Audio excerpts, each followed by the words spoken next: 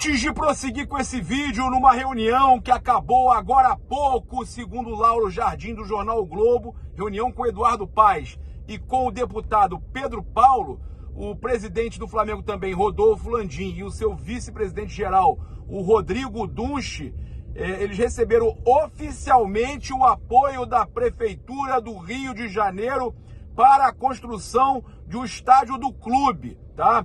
No gasômetro ali na zona portuária da cidade.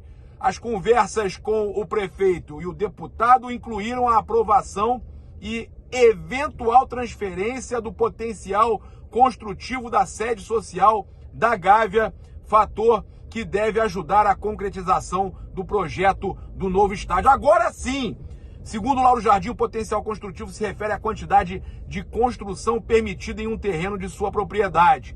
Esta medida é utilizada para controlar o crescimento urbano, de acordo com o plano diretor de cada cidade.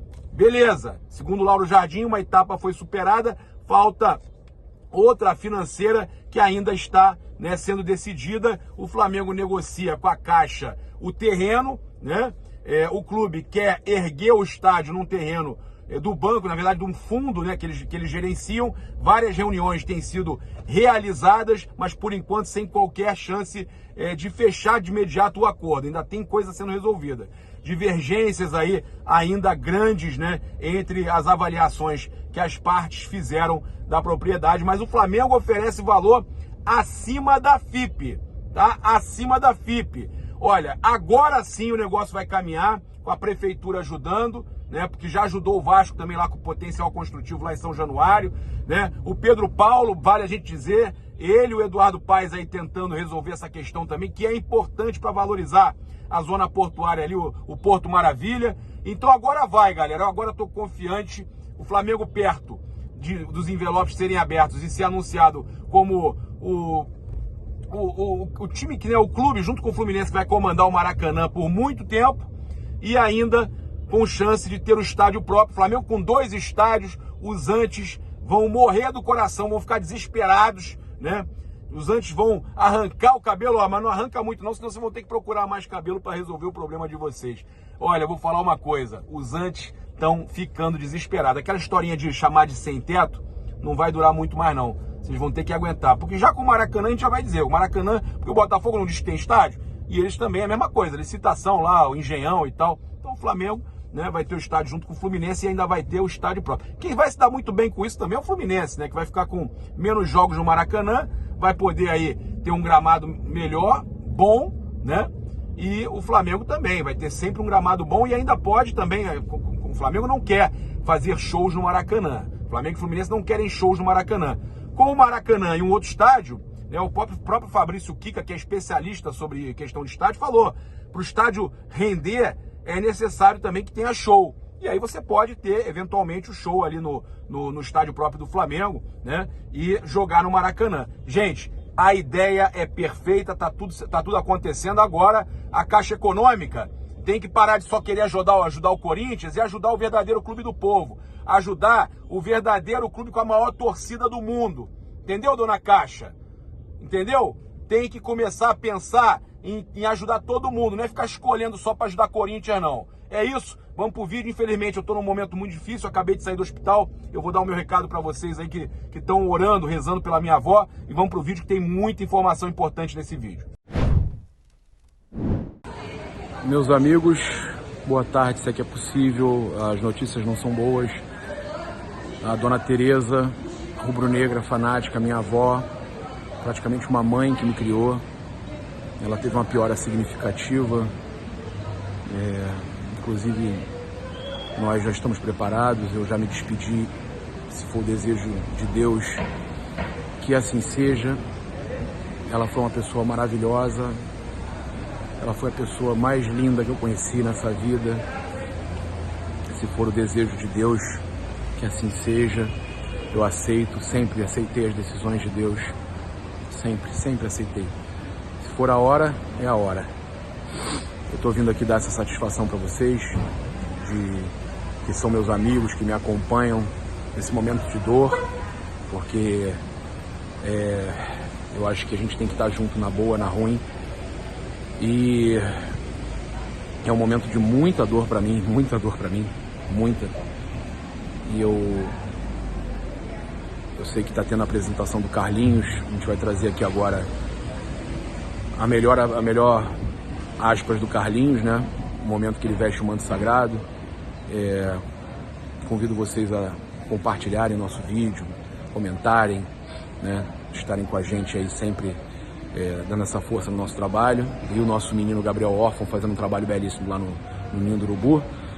Trazendo aqui também, eu acho que o mais importante, a gente além da apresentação do Carlinhos, trazer aí a coletiva do Braz e do Spindle, né, com relação a tudo que está acontecendo sobre o Flamengo, né, esse momento também. Sempre eles trazem as informações aí com relação a mercado e tudo mais. Então convido vocês a acompanharem agora esse trecho aí, né, que tem as aspas do Braz, do Spindle, né, nessa véspera de estreia do Flamengo no Brasileirão. A gente que teve aí o Carlinhos fazendo gol no treino. Eu mostro para vocês aqui agora o gol do treino que o Carlinhos fez. Chegou com o pé na porta, devidamente apresentado. E na sequência aí também Braz e Spindle falando sobre tudo aí que a imprensa precisava saber. Vamos pro vídeo, e mais uma vez eu quero agradecer a todos que oraram, agradecer a todos que estiveram do meu lado e que vão continuar do meu lado, que sabem o ser humano que eu sou. E eu queria dizer que foi você, vó. Foi você que fez isso aqui acontecer, foi você que fez eu ser o que eu sou, foi você que me criou. É difícil, né, cara?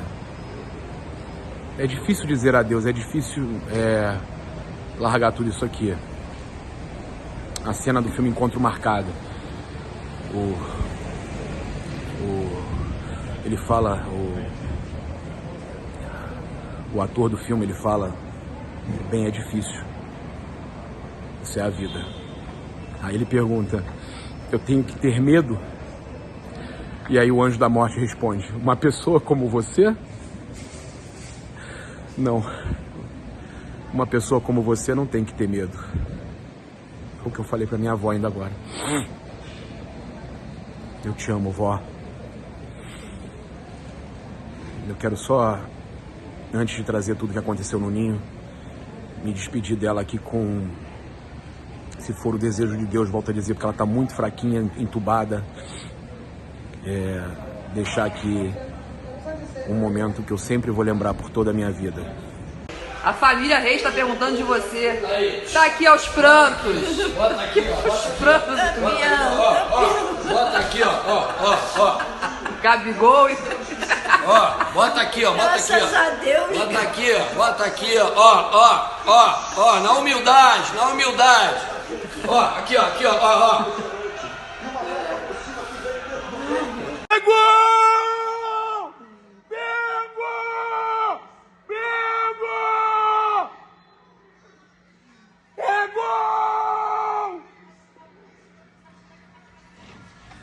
É o Gabigol de novo, vó! É dele, vó! É o Gabigol de novo!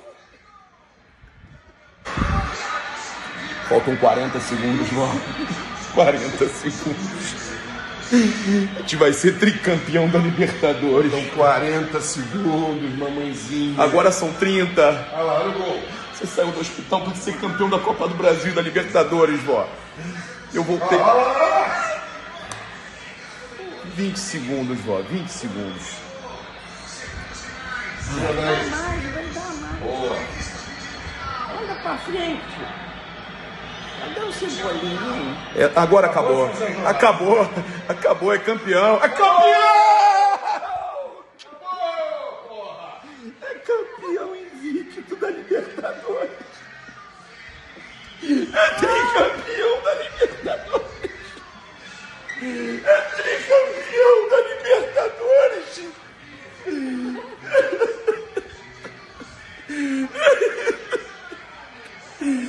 Foi tricampeão da Libertadores.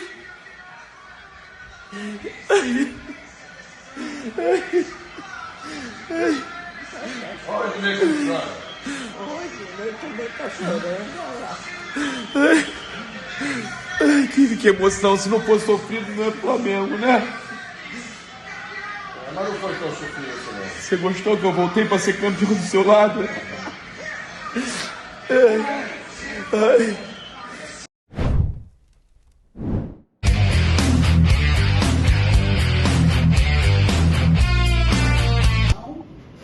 Também da foto oficial pela gente do Marcelo Cortes, nosso fotógrafo aqui do Flamengo. E só lembrando que já a gente vai dar início à coletiva de apresentação.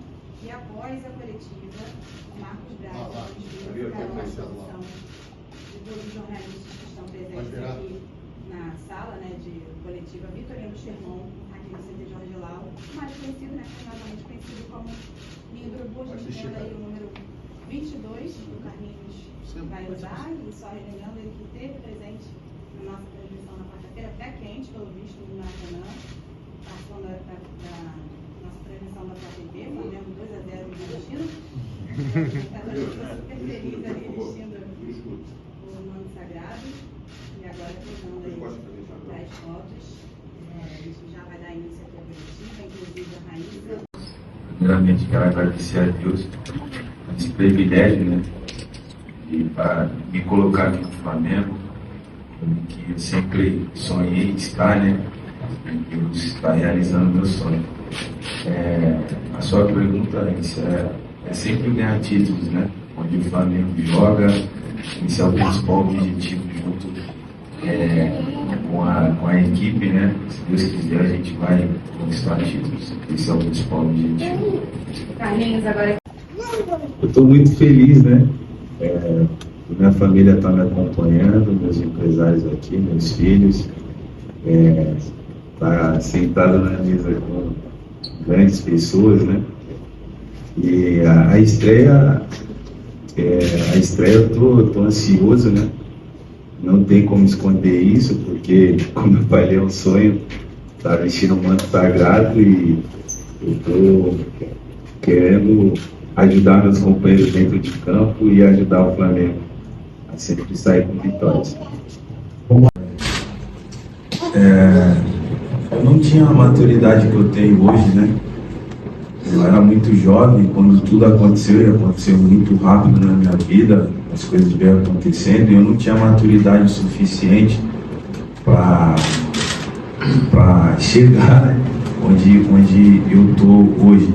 Então hoje creio que eu estou preparado, creio que Deus me preparou para estar vivendo esse momento, então esquecer o passado e apresentar um novo Carlinhos, que hoje o Carlinhos é do Flamengo.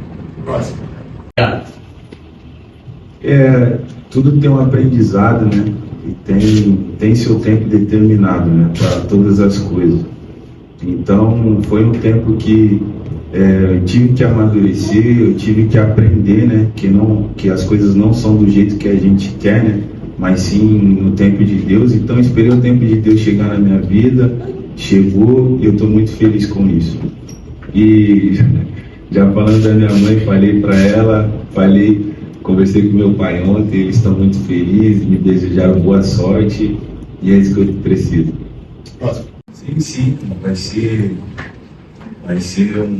uma nova etapa, né, na minha vida. O Nova Iguaçu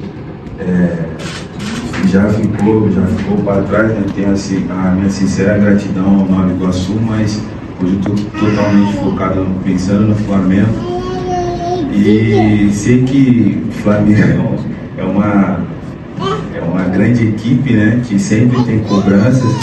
Então trabalhar, pensar sempre estar em boa forma para corresponder às expectativas minhas e depois as dos torcedores também. Eu liguei como todo mundo sabe, né, minha mãe ficou cega, né, por causa do tratamento e tudo, da operação. E liguei pro meu pai, estava ela e meu pai na sala, e eu contei para eles, né? E ela ficou muito feliz, porque só a gente sabe que a gente passou, minha esposa, as pessoas que estão próximas de mim sabem o que a gente passamos, né, para a gente estar aqui hoje. E foi um motivo de alegria, né, para o meu pai, muita alegria para minha mãe também. E meu pai, muito fã, né, do Flamengo, tudo, e dos velha guarda, né? Falou, rapaz, você tá no time de Zico, Andrade, então pra cima aí arrebenta. Então, eu tô muito feliz com tudo que tá acontecendo. Como ele falou, né? Eu fiz bastante posições na base, né? Como eu comecei no Novo Horizontino, eu era a ponta.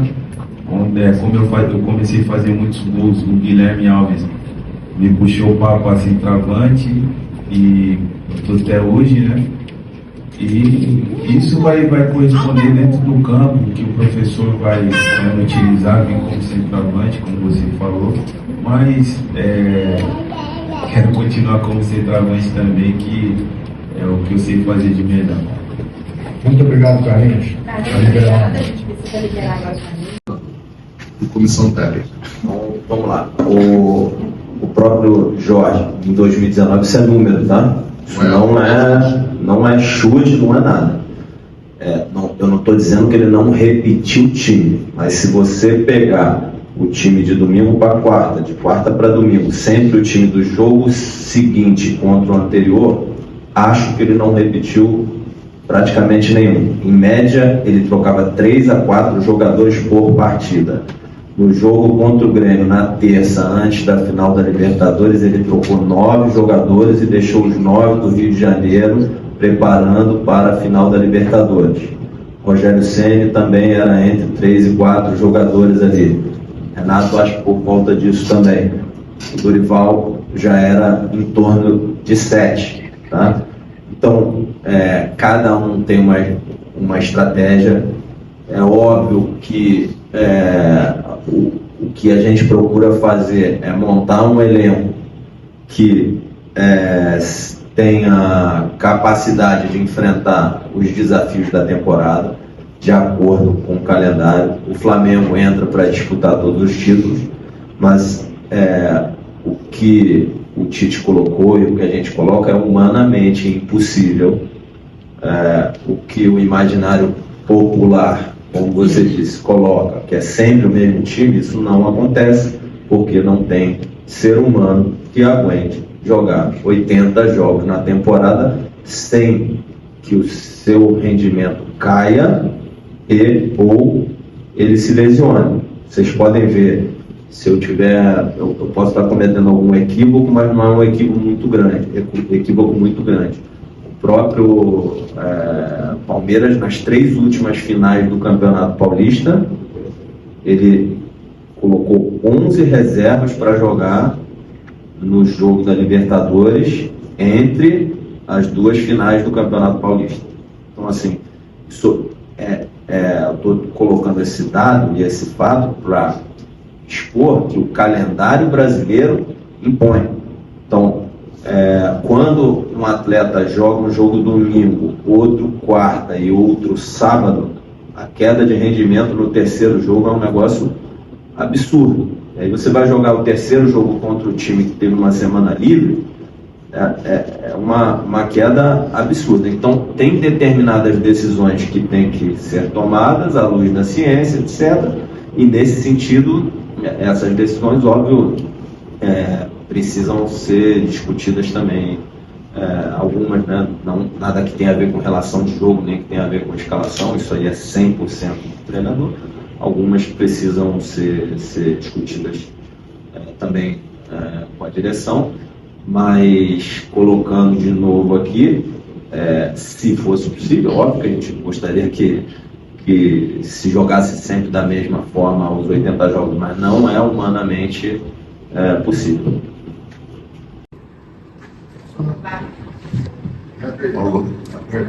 Fred, esse dado que você falou aí da última vez que o Flamengo foi líder, a gente falou aqui, já dentro aqui, é um dado muito importante e que nos preocupa, né? 2020 foi a última vez que a gente foi isso, né? A gente foi líder aqui. Nos preocupa. Agora, em relação ao campeonato, você vai analisando e vai vendo o que é possível fazer para para você analisar o teu poder decisório. E isso aí não deverá ser feito sem a análise da parte da ciência e no dia a dia, você vendo e checando isso no dia a dia. Não posso falar hoje o que vai ser prioridade. O Flamengo não tem prioridade. A prioridade do Flamengo hoje, ela é no sentido de o que disputar ganhar. Quando eu falo isso, nada tem a ver com diferente do que o Tite falou. Senão amanhã já vai sair que o Tite falando negócio, nada disso. Apenas é que a gente precisa de embasamento da ciência para ir tomando as decisões. E é nesse sentido que o Tite falou, com certeza absoluta. E aí ele vai conversar. Agora, o fato, mais uma vez, o fato da CBF nos tirar 8 ou 9 jogadores, 4 ou 5 titulares de um campeonato duríssimo, em que o percentual é enorme de número de jogos, são 9 jogos, né? Eu acho que a CBF também está priorizando, não é a gente que tem prioridade de absolutamente nada. E mais uma vez, a gente está aqui por diversas vezes falando desse assunto, porque essa será a última vez que a gente vai falar de calendário aqui. Porque depois que começa o campeonato, se não estiver bem, se não estiver mal, se não estiver na ponta, parece ser desculpa. Então a gente vai deixar esse papel para vocês. Esse papel de fiscalização a gente vai deixar para a imprensa. Uns com mais isonomia, outros com menos isonomia, uns com mais interesses, outros com menos interesses. Mas a gente vai deixar o papel para a imprensa fazer essas cobranças e analisarem o que vai acontecer com o Flamengo e com os clubes que cederem jogadores nessa loucura de nos tirarmos essa quantidade de jogadores dentro de um campeonato continental e duríssimo. Assim, primeiro, todos nós aqui dentro entendemos qual foi a colocação do Tite. Eu acho que isso é importante. Isso vem desde o começo do campeonato, agora já vem à tona, já vem para se entender quais são os caminhos que serão trilhados. Deixar claro que o próprio calendário impõe algumas situações, né? Esse calendário irresponsável em que o Flamengo precisa se submeter, ele impõe algumas situações. Um calendário em que nós vamos jogar 9 jogos em uma data FIFA, em que nós teremos aí 6, 7 jogadores fora, não estando à disposição. A parte da geografia, o Brasil é um país continental, a própria competição internacional que a gente disputa, que é a Libertadores da América. Então, tem muita coisa que algumas coisas vão se impondo, né? Vão se impondo e vão expondo. Um ponto também em que a gente tem que ser, preciso ser recorrente falando, é que muitas coisas a ciência vai falar, né? A ciência vai falar a parte de fisiologia, a parte de fisioterapia, o departamento médico. São situações em que também dão o nosso norte em relação ao que se pode e o que se não pode em determinados jogos. Lógico que aqui o Flamengo quer ganhar e disputar, o Flamengo quer disputar sempre da melhor maneira e ganhar sempre o que for disputado, mas nós faremos e ganharemos o que for possível. Existe uma determinação, um pedido evidente do presidente Rodolfo Landim, que é o presidente do clube, que é quem manda, em que todas as competições sejam disputadas para ganhar, é isso que será feito, mas claro, dentro da análise, mais uma vez, da ciência. Né? A ciência em que nós temos aqui uns departamentos que foram investidos milhões na área, temos praticamente um laboratório aqui dentro, exatamente para isso. Para o torcedor, o grande torcedor que nos acompanha no dia a dia, até os treinamentos, eles são todos eles monitorados por GPS. Nós sabemos de todas as variáveis possíveis dessa situação em relação ao que está treinando, ou que está treinando pouco ou muito, se precisa treinar ainda mais. Enfim, então a gente tem um departamento aqui que nos dará muita ênfase, nos dará muito o norte do que vai fazer. E eu tenho certeza absoluta que o Tite falou em relação desta maneira aí, dessa maneira que eu estou colocando aqui. Talvez na hora ali, depois de um jogo, não tenha tanto tempo para responder, você precisa responder para um jornalista, na sequência tem outros jornalistas que não têm o mesmo tempo que eu tenho aqui para dar essa explicação um pouco mais ampla. Então eu tenho certeza absoluta que foi em cima disso. E também te respondendo, não tive tempo, nós não tivemos tempo ainda de abordar, de falar desse tema. Só complementando um pouco aí, e desculpa se for redundante, em relação ao que o Marcos falou, como ele disse, assim, são cerca de 80 jogos aí na temporada. É humanamente impossível para qualquer atleta de futebol jogar os 80 jogos no seu mais alto nível de rendimento, quiçá sem se lesionar. Então, se colocar um atleta para jogar os 80 jogos da temporada, o risco que você impõe ao atleta de que ele se lesione, cause prejuízo à saúde dele, ao clube e ao torcedor é enorme. Com todos esses recursos aí que o Marcos colocou à luz de todos, é o que vai se fazer para fazer essa gestão do calendário.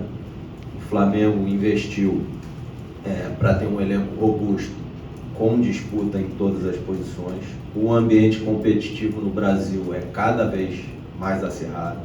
Você tem clubes que têm folha de pagamento similares à do Flamengo. O que eu me lembro aqui, Inter, São Paulo, Corinthians, Palmeiras, Atlético Mineiro, Botafogo, não lembro se mais algum. Esses times têm folha de pagamento nos níveis ou até maiores que a folha de pagamento do Flamengo, que é um indicador de quão competitivos eles são. Não é só o recurso financeiro que é o que traz a competitividade, mas é um indicador. Então você tem um calendário, você tem, como o Marcos disse, os 9 jogos da Copa América, que o Flamengo vai jogar desfalcado de 4, 5, 6, 7, 8 jogadores no seu elenco. E essa escolha de priorizar a Copa do Brasil, quem fez foi a CBF, não foi o Flamengo. O Flamengo, em toda a competição que entra para disputar e ser campeão. Acho eu que a CBF fez uma escolha não esportiva, mas uma escolha com um olhar comercial, que acho que é uma competição que a CBF deve lucrar depois de distribuir premiação, logística, etc., ela deve lucrar uns 200, 300 milhões de reais ali, que deve sobrar no caixa da CBF. A escolha deve ter sido por causa disso. Isso é uma dedução minha, mas pode ser, pode não ser, porque do ponto de vista esportivo não faz sentido você tirar todos os atletas de seleção, que no Campeonato Brasileiro devem ser 40 dos clubes, e desprestigiar o campeonato. Como a gente prometeu aqui, é a última vez que a gente vai tocar nesse tema antes do campeonato começar, mas a CBF rompeu um princípio que ela tinha e sempre defendeu, que era da isonomia esportiva, quando fez essa escolha.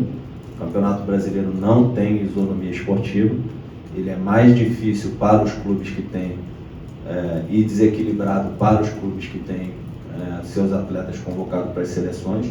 Mas voltando aqui, o Flamengo ele ele entra em todas as competições para ganhar. O calendário impõe, de acordo com a ciência, de acordo com o planejamento, determinadas escolhas. O Flamengo não vai deixar que o calendário escolha pelo Flamengo, que o calendário lesione atleta, com o Flamengo agindo de forma irresponsável. O Flamengo vai usar todos os recursos que tem para tomar as decisões de acordo com o que o calendário impõe. Vou dar um exemplo para vocês do que eu estou querendo dizer. E que eu acho que foi isso que o Tite comentou ali, ele deixou claro. A gente deixou muito claro, desde o presidente, o Marcos e eu, que o estadual era de fundamental importância para o Flamengo.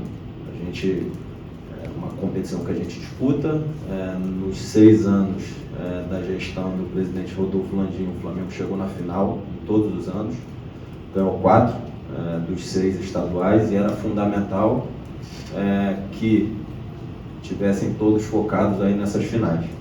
O Flamengo jogou no sábado com o Nova Iguaçu, primeiro jogo da final. O Flamengo ganhou de 3-0. Do ponto de vista físico e mental, não precisa dizer, porque é uma final. A demanda mental de um jogo desse, de concentração ao longo da semana no próprio jogo, é absurdo. Do ponto de vista físico, e que mostra o foco de todos, foi o jogo de maior demanda do grupo como um todo, de várias métricas. Vários atletas bateram recordes pessoais ali do ponto de vista físico nesse jogo. No dia seguinte, eles tiveram que se apresentar cedo aqui no CT, fizeram uma refeição rápida, foram para o aeroporto, viajamos todos para a Colômbia, uma viagem de 6 horas, né? Viagem de 6 horas, acho que de porta a porta entre 10 e 11 horas. E 2 dias depois, o time estava jogando a 2.600, 2.700 metros de altitude, num jogo de estreia na Libertadores, duríssimo. Ninguém pode achar em sã consciência que uma viagem de 11 horas de porta a porta, indo do nível do mar, numa determinada temperatura, depois de um jogo da maior demanda física e mental, desgaste que a gente tem aqui na temporada, que os jogadores vão render, todos eles, o máximo possível nesse jogo, sem tempo para descansar, sem tempo para treinar, sem tempo para preparar o jogo, uma viagem dessa no meio. Então, determinadas decisões têm que ser tomadas à luz da ciência, da parte técnica, tática, física, mental, com o que o treinador tem e todo o staff aqui o clube oferece, e também determinadas questões que não tem a ver com relação de jogo, com escalação, com tática, etc., compartilhadas com a direção, para que se tome determinadas decisões. Sendo bem claro, assim, e indo direto, detalhando um pouquinho mais, é isso. E, de novo, para terminar, o calendário não vai tomar decisão pelo Flamengo. O Flamengo vai tomar as decisões que tiver que tomar para preservar a saúde dos atletas e extrair o maior rendimento possível do grupo. Não teve nenhuma movimentação do Flamengo e também não teve, a princípio, nenhuma solicitação do Tite para repor aí dentro dessa situação que você acabou de falar, até porque não adianta chegar a trazer o jogador, porque eu vou ter que prestar atenção se ele é de seleção ou não. Se for de seleção, a gente vai ficar no meio de um problema. Ele é convocado e eu fico sem o jogador. Aí eu subo para 10, 9-10. Não adianta. Na verdade, o que está sendo imposto para o Flamengo é o Flamengo fazer contratação em uma outra prateleira. E o Flamengo não vai fazer. É isso que foi imposto ao Flamengo. Fazer contratação em uma outra prateleira. De análise técnica, análise de poder decisório para se fazer isso. E outra coisa, um outro ponto. Você não pode trazer o jogador só para 10 jogos. O Flamengo traz um jogador, tem que ou pagar pelo jogador ou fazer um contrato único com o jogador. Então eu trago o jogador. E depois, quando voltarem os jogadores que foram para a seleção, eu fico com 40 jogadores aqui dentro. Aí começa, acho que me encheu o saco falando que, olha só, contratou muita gente, tem muita gente. Não tem muita gente. É porque a situação do calendário, você nos faz tomar alguns riscos e são esses aí. E outra, para completar, como é que eu vou, Marcos e eu, presidente, vamos adivinhar como que o jogador vai performar até a Copa América e a cabeça do treinador da seleção do Chile, do Uruguai, da Argentina, do Brasil. Como que eu vou adivinhar a cabeça deles, quem é que vai ser convocado para planejar elenco? Como é que eu vou adivinhar isso? Se convocar mais jogadores do Flamengo, se convocarem 11, 12. Rossi acabou de bater o recorde sem tomar gol da história do Flamengo. Guilherme, nos 30 maiores países do futebol, os 30 maiores, o único lugar que não para é aqui. O único lugar que não para é no Brasil. Então a gente está certo que os outros 29 estão errados. A Inglaterra está errada, a Espanha está errada, a França está errada, está certo o Brasil. Então assim... E assim, temos que conviver com isso. para terminar, o interesse dos clubes, 13 da Série A, foi que não se tivesse jogo dentro da Copa América. Os clubes deixaram isso claro. A CBF, entendo que por interesse comercial, protegeu a Copa do Brasil. O mínimo que ela poderia fazer é pegar os 200, 300 milhões lá de lucro que ela tem da Copa do Brasil e distribuir para os clubes que são prejudicados. E aí, pelo menos ia amenizar, ajudar os clubes a compensar a perda desses atletas que vão para as seleções ali. E eu vou te pedir, como você é um canal independente, e é você que faz as análises do que tem que entrar em pauta ou não, que não esqueça disso. Você vai fazer um bem para o futebol brasileiro, você vai fazer um bem para os principais times aqui do Brasil. Não esqueça, bote isso sempre em pauta, porque a gente não vai poder fazer isso exatamente pelo fato de começar a cair na mesmice de uma desculpa. Então, faça isso, se você puder, você vai estar contribuindo com o futebol brasileiro. Tenha certeza disso. Marcos Bruno, aqui. A licitação do Flamengo de um dos tantos clubes do futebol brasileiro, foi isso? Ela disse que entende mais do interesse dos clubes que os próprios clubes entendem do seu interesse. Ela disse que a Copa do Brasil é mais importante porque é um torneio de mata-mata, você tirar jogador num torneio de mata-mata iria prejudicar um negócio que não teria volta, mas você tirar também um jogador de 25% do campeonato, você decide um campeonato. E para completar, a Copa do Brasil ela não paga tanto assim como as pessoas entendem. A Copa do Brasil, ela paga bem para quem chega na final. Para quem não chega na final, o estadual paga mais. Então, assim, até do ponto de vista da relevância financeira, um clube paulista, por exemplo, de alto investimento, ele ganha muito mais no Campeonato Paulista do que normalmente ganha na Copa do Brasil, a não ser que chegue na final. Os 4 grandes do Rio, o Vasco não sei se assinou ou não, enfim, mas os grandes do Rio, de forma geral, vão ser melhor remunerados no estadual do que na Copa do Brasil, exceto se chegarem na final. Então, assim, nem do ponto de vista financeiro, é verdade a afirmação da CBF. Eu entendo, assim, a gente está olhando sempre aqui as coisas do ponto de vista esportivo. Mas o que os clubes deixaram muito claro para a CBF, 13 clubes da Série A, é que os clubes preferiam que o Campeonato Brasileiro não fosse afetado dessa forma pela Copa América. A CBF disse que entende mais do interesse dos clubes brasileiros do que os próprios clubes.